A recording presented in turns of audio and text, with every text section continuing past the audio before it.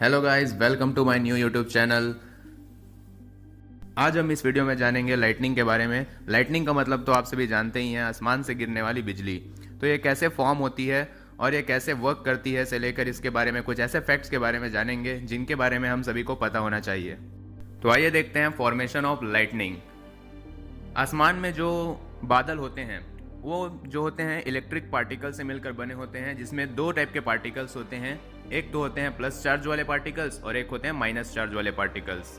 जब दोनों plus charge और माइनस चार्ज वाले पार्टिकल्स एक साथ इकट्ठे होते जाते हैं तो लाइटनिंग जो है पहले बादल के अंदर ही क्रिएट होती है, और जो प्लस चार्ज और माइनस चार्ज होते हैं दोनों एक दूसरे से सेपरेट हो जाते हैं। जो प्लस चार्जेस होती हैं वो बादल के ऊपर वाले हिस्से पर इकट्ठे हो जाती हैं, और माइनस वाले चार्जेस होते हैं जो इलेक्ट्रॉन्स होते हैं वो बादल के निचले हिस्से पर होती हैं। अब जो बादल के निचले हिस्से पर इलेक्ट्रॉन्स होती हैं वो धीरे धीरे करके नीचे की ओर आने लगती है, यानी कि जमीन की ओर आने लगती है, जिसको हम बोलते हैं स्टेप्ड लीडर। अब पृथ्वी की सतह पर जो प्लस चार्जेस वाले प्रोटॉन्स होते हैं वो भी धीरे से ऊपर की तरफ उठने लगते हैं, जिसे हम बोलते हैं अपवर्ड लीडर। अब ये अपवर्ड लीडर जो होती है ज़्यादातर ऊंचाई वाली जगहों से ऊपर की ओर उठती हैं। अब ये जो प्लस चार्जेस और माइनस चार्जेस हैं एक दूसरे से मिलते हैं और एक इलेक्ट्रिक डिस्चार्ज क्रिएट करते हैं, जिसको हम बोलते हैं लाइटनिंग। यानी कि जैसे ही प्लस और माइनस चार्जेस मिली तो आसमान से यानी कि बादलों से जमीन पर बिजली गिरती हुई हमें नजर आती है। दोस्तों, हमने अक्सर सुना है कि जो लाइटनिंग होती है वो अगर खाली मैदान में होनी हो तो अक्सर पेड़ के आसपास या पेड़ के ऊपर ही गिरती है।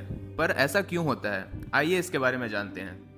जब लाइटनिंग स्ट्राइक होती है यानी कि जब बिजली गिरती है, तब बिजली क्या है, एक इलेक्ट्रिसिटी ही है। तो इलेक्ट्रिसिटी को ज़्यादा अच्छा कंडक्टर चाहिए होता है कंडक्ट करने के लिए। तो जब लाइटनिंग होती है तो वो ऐसी जगह को चुनता है जिससे होते हुए वो ज़मीन में जल्दी जा सके। तो जो पेड़ होते हैं उनकी डालियों में नमी होती है, जो कि वायु से ज़्यादा अच्छी कंडक्टर होती हैं इलेक्ट्रिसिटी के लिए। इसलिए अक्सर अगर खुले मैदान में लाइटनिंग होती है तो अक्सर वे पेड़ के आसपास ही जाकर गिरती हैं। इसलिए हमें बोला जाता है कि हमें कभी भी पेड़ के आसपास नहीं खड़े होना चाहिए अगर मौसम खराब हो।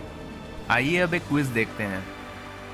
मान लीजिए आप एक खाली मैदान में खड़े हुए हैं और वहाँ लाइटनिंग होने के पूरे चांसेस बने हुए हैं, तो आप किस चीज़ को पहनना पसंद करेंगे? एक स्पेस सूट, एक सुपरमैन कॉस्ट्यूम या एक शील्ड जो कि पूरे तरीके से लोहे से बनी हुई है?